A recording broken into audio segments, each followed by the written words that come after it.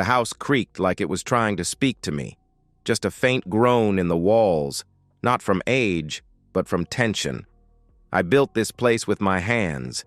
Every nail, every joint, every carefully measured beam. 11 years ago, when Rachel still smiled without effort and touched my shoulder just because she felt like it. Before every room began to feel like a stranger's idea of home. She's an ER nurse. Always has been. I used to admire it. The long hours, the calm under pressure, the stories she never fully told. There was a kind of nobility to it. But lately, that nobility comes dressed in mascara and perfume. Lingerie tags I've never seen tossed casually in the laundry. Showering before her shift and after. 20 minutes to choose earrings for a night of trauma and blood. I notice it all, but I say nothing. Because confrontation is a losing move when you're playing against someone who's already rewritten the rules. If I challenge her now, I just push her deeper underground. I'd rather let her think I'm blind. Let her get comfortable. That's when the truth walks in uninvited. Rachel and I have 2 kids, Mia, 9, and Tyler, 6. They still think she hung the moon. Maybe she did, once. She canceled our family weekend upstate 2 Fridays ago, said she was covering for a colleague. Jenna, I think. I can't leave them short-staffed, she told me while tying her ponytail a little too tightly, not meeting my eyes.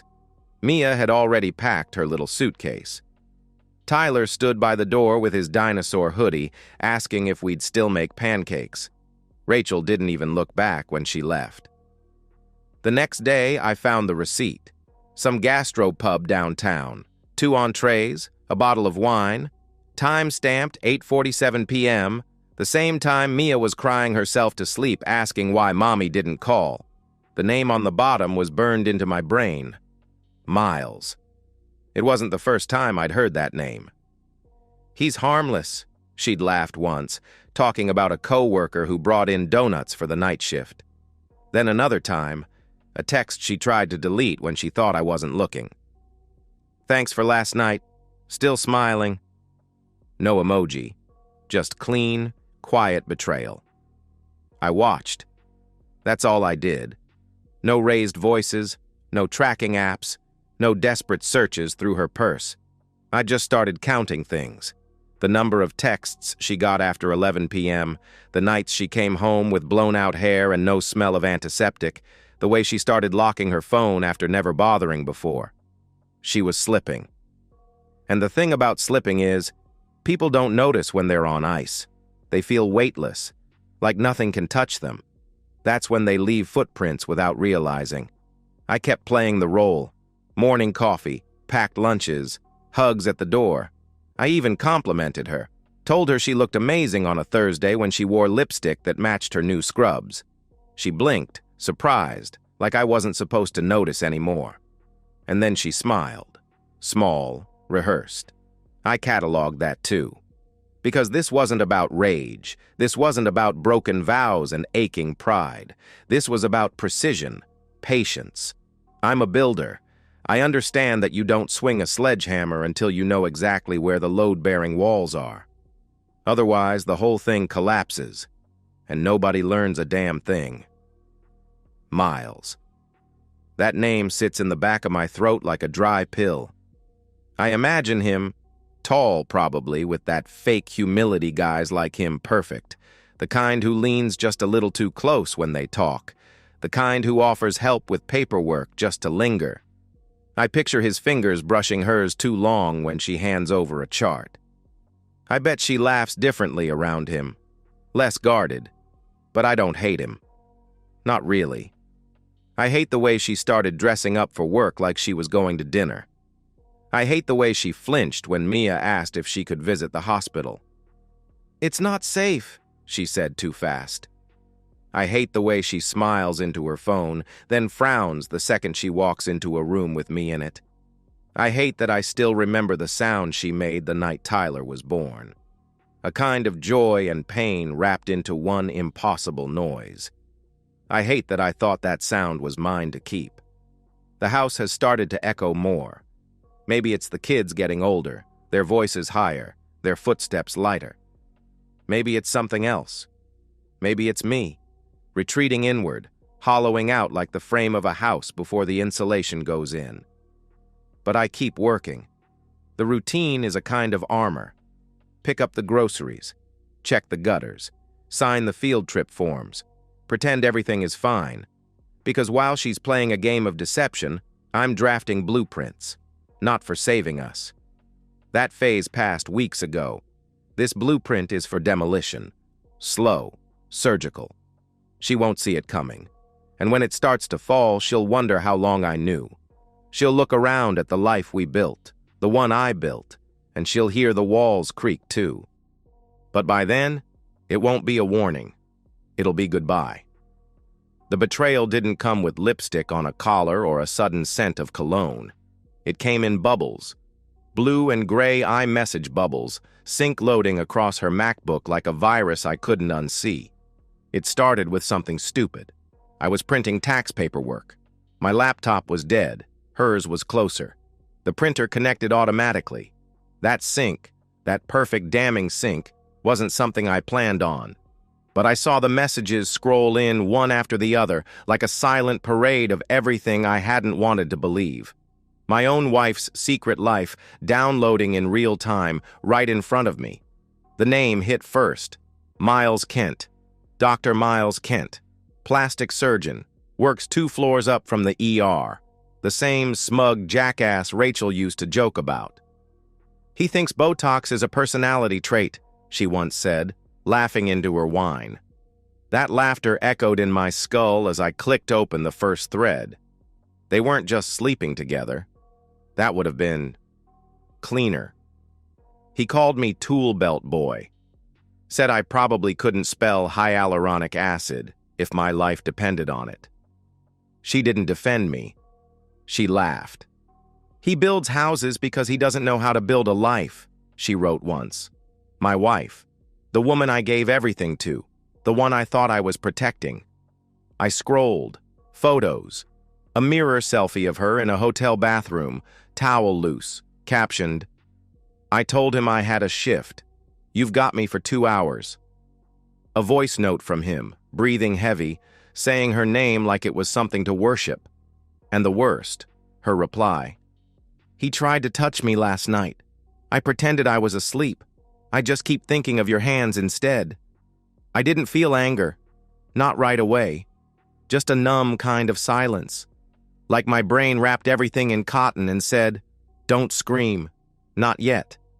There were hotel receipts, Thursday nights, Sunday afternoons, places we used to go together, now reduced to backdrops for their panting, pixelated affair.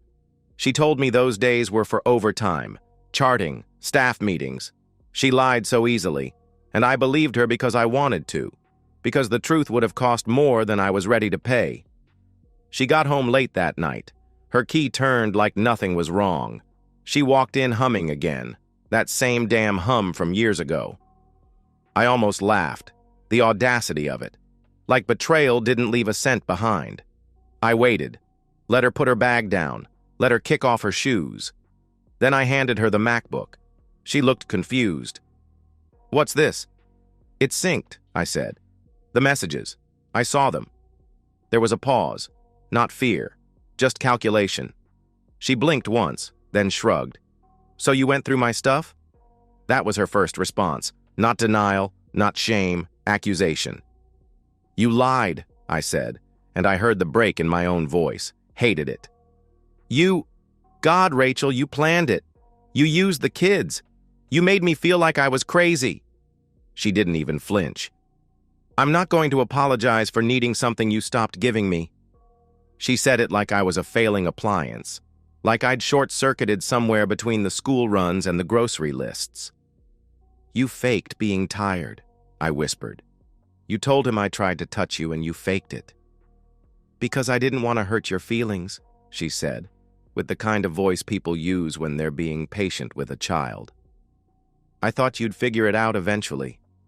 You weren't exactly present, were you? I looked at her. Really looked. The woman I married had been gone for a while. I just hadn't been willing to hold the funeral. This woman in front of me, so composed, so sure of her entitlement. It was like she'd been rehearsing this confrontation for weeks, like she already knew she'd win. "You don't excite me anymore," she added, quietly, cruelly. The breath left my chest in one clean exhale. I thought there'd be a scene, a storm. But all I felt was stillness. I nodded. That was all I did. I nodded like a man taking measurements. Because I was. I was measuring how far she'd fallen, how far I'd let her fall without consequence. And in that moment, something hardened in me. Not rage, not grief, strategy. "You're paranoid," she said finally. "You've always been a little controlling. Maybe that's part of the problem." And just like that, the knife twisted.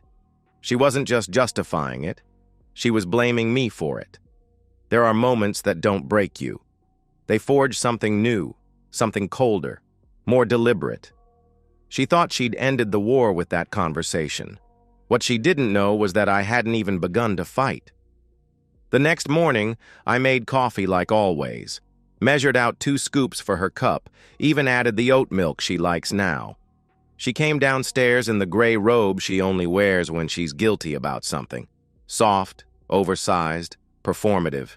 She kissed my cheek like she thought the air between us hadn't curdled. I nodded just once, enough to keep her comfortable. That's the key now. Comfort.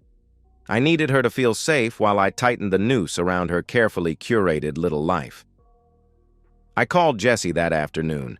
He was the best man at our wedding, though Rachel never liked him. Said he made too many jokes at dinner. Jesse works in cybersecurity.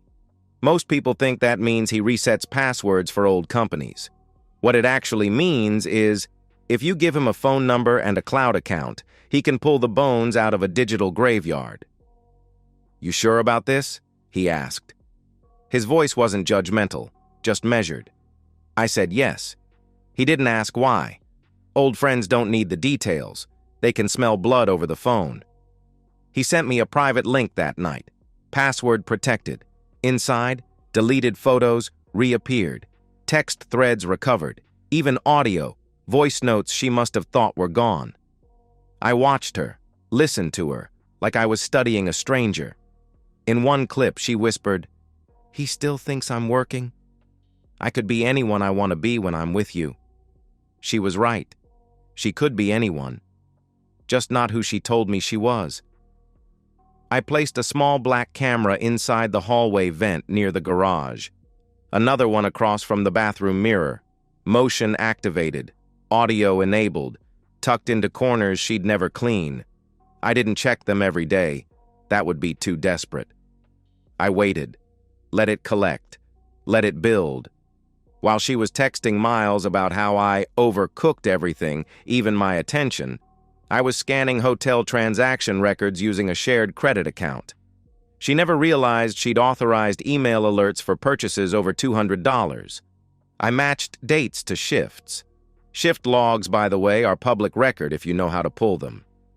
Jessie did. She wasn't even trying that hard to hide it. That's what stung the most. It wasn't about being clever.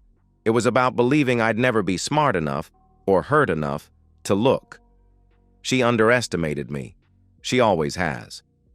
I started keeping a physical folder. I labeled it Refinancing Docs and slid it under a pile of old bills in the home office drawer she never opened. Inside, screenshots, printouts, a list of all the hotels, each matched with a fake shift, the hours she told Mia she was saving lives while she was wrapped in hotel linens texting, "Next time, bring the wine." And then came the legal side. I booked a consultation with a family law attorney. Her office smelled like lemon wipes and restraint. I laid it out methodically. No emotion, just facts. "I want a postnup," I said. "Retroactive, enforceable, airtight. I want the house, majority custody, and 80% of all assets in case of infidelity. California clause, no loopholes." She looked at me for a long moment and said, "You don't look angry." I wasn't. I was focused. It took 2 weeks to draw up. I told Rachel the bank was asking for clarity on joint assets because of the refinance. The interest rates were spiking. It was urgent, time-sensitive. She was halfway through her second glass of wine when I handed her the manila envelope. She didn't even read it, just flipped to the signature page and asked, "Where do I sign?" I pointed.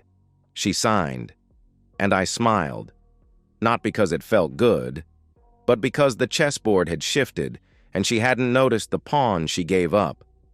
That night, I lay awake staring at the ceiling fan, listening to the soft sound of her breathing beside me, wondering how many nights she had faked that too. If Miles had ever watched her sleep, if she'd ever smiled in her sleep for him the way she used to for me. The next morning, I dropped the signed document off with my attorney. She scanned it in, nodded, said, "She won't know what hit her." I said nothing, because this wasn't about revenge anymore. Not really. It was about reclaiming silence, about knowing that I didn't have to scream to be heard, that power isn't loud. Sometimes it looks like packing lunches, showing up to the parent-teacher conference, folding her scrubs while memorizing the scent of betrayal still trapped in the fabric. She still laughed at her phone, still told the kids stories about how busy things were at work. She was still acting, but I was no longer in the audience. I was behind the curtain, watching, and I knew the moment was coming, the one where the lights would come up and the mask she wore would crack in front of everyone she ever tried to impress. Because I had the rope, and all that was left was pulling. The smell of sugar and strawberries fills the room. The cake sits on the counter, tall and ridiculous, pink frosting piped in little rosettes. Like this is a normal birthday in a normal house with a mother who hasn't gutted it from the inside out. Rachel picked the bakery herself, said Mia deserved something special. She wore white, an odd choice for a mother baking all morning, but of course she hadn't baked. She'd been at the salon. Her hair was curled just enough to look effortless, and she wore the earrings I gave her 6 anniversaries ago like they meant something. Everyone saw grace. I saw camouflage. My parents were already seated when hers arrived. Her mother carried wine. Her father said something about traffic and grilled ribs. Rachel kissed him on the cheek and laughed like she hadn't hollowed out the very foundation we stood on. Mia was glowing. 9 years old and still soft, untouched by the rot pulsing under the paint. Tyler chased her around the dining table and Rachel told them to stop like any other suburban mom trying to keep dinner civilized. It almost worked. If you squinted hard enough, you could believe it. I didn't squint. The slideshow was already cued. Apple TV synced to my phone. One press, one quiet confirmation click. That was all it would take. 3 minutes, no more. Rachel poured wine, her smile stretched wide, a perfect hostess. Her mother complimented the rug. My father nodded through it all, watching me like he always does, reading the shifts in my shoulders, the stillness in my face. He knew something was off. He just didn't know what. I waited until the kids finished singing. "I want to show something," I said, picking up the remote.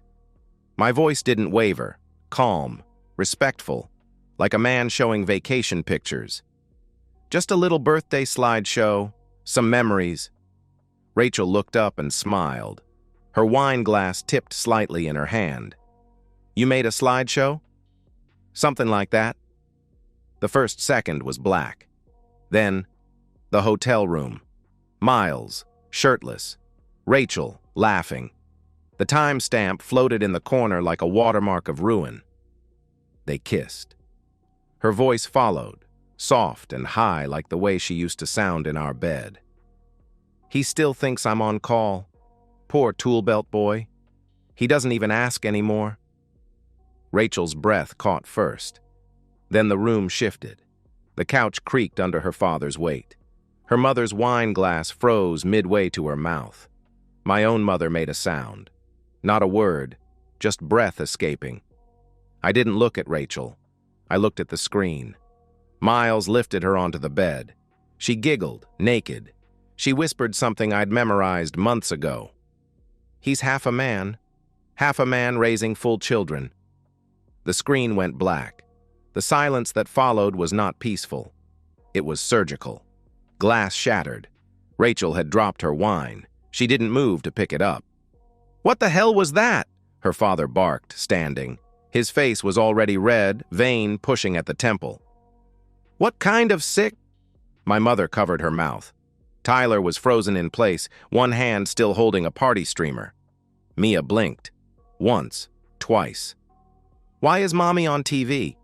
Rachel turned to me then. No mask, no deflection, just raw panic. "You ruined our daughter's birthday." I didn't blink. "No," I said. "You did that the night you signed the post-nup."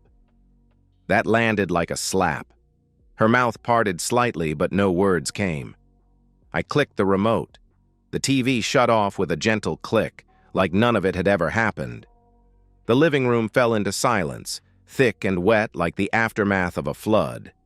Rachel's mother looked at her like she'd never seen her before. Her father shook his head once and walked out the front door without speaking.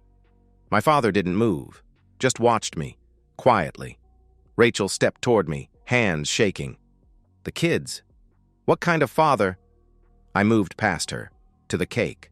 I lit the candles, one by one. Mia watched, unsure. I smiled at her, gently. "Make a wish, sweetheart." She looked at Rachel, then back at me. "Can you blow them out with me, Daddy?" I did. Then I took both children upstairs.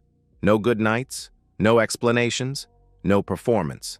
Behind me, I left her there, shaking, stained in wine and shame, in front of the people she'd lied to, seduced, manipulated, with frosting still soft in the air and her betrayal flickering behind her eyes like afterburn from a screen that had shown too much truth. That was the moment, the collapse. And I didn't raise my voice. I didn't need to. The frosting had barely dried on the plates when I filed the divorce. No threats, no drawn-out warnings, just the paperwork, neatly packaged, precisely timed, and backed by every piece of evidence she thought was lost in the cloud.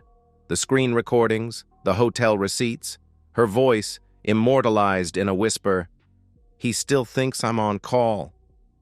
It all went in. My attorney didn't flinch, just read through the files like she was flipping a manual on how to dismantle a life. Rachel didn't scream, not at first.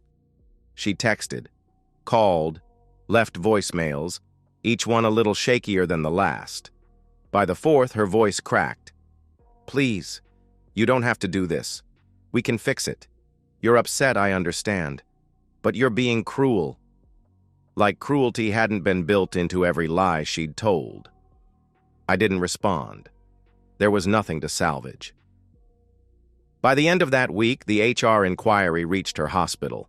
I didn't file it, but someone did. Maybe a staff member who saw the video, maybe a family friend. The ethics board opened a formal review. Her relationship with Dr. Kent violated multiple professional codes, conflict of interest, undisclosed personal entanglement. She was put on administrative leave. Her badge was deactivated, her shifts reassigned. Dr. Kent distanced himself immediately. He made a public statement through the hospital, cold, carefully worded. Something about deep regret and protecting patient trust. He didn't mention her name, just his license. He cut her off without a second glance. I know because she tried calling him 7 times in a row. I still had access to her synced account. She left a voice message. "I need to talk to you. They're trying to ruin me. You said you had my back." He didn't answer. Her world started shrinking. Friends stopped replying. The ones she gossiped with, brunch girls, PTA wine moms, they'd seen the clip. Everyone had. They just didn't say it out loud. They avoided her eyes in public, changed conversation threads, left her out of carpool loops. She posted a photo of Mia holding a balloon on Instagram with the caption, "Love is what matters most." 2 likes. The post upheld in court. She didn't fight it. Couldn't. The judge reviewed the file, asked 2 questions, and granted the divorce without a hearing. I kept the house, full physical custody of the kids, 80% of our shared assets. She looked stunned. She had a lawyer. A different one than she wanted.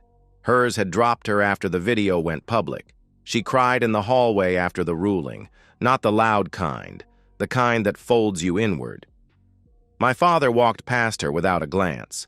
She moved into a rental on the east side. Beige walls, linoleum floors, 2 bedrooms, one for her, one meant for the kids. But they didn't ask to visit. I didn't discourage them. I just didn't remind them. Mia adjusted the fastest. She buried herself in school, asked if we could repaint her room. Tyler took longer. He clung to routines, wanted me to read the same book every night. I did. He never mentioned her. I didn't bring her up. That silence stretched longer every week.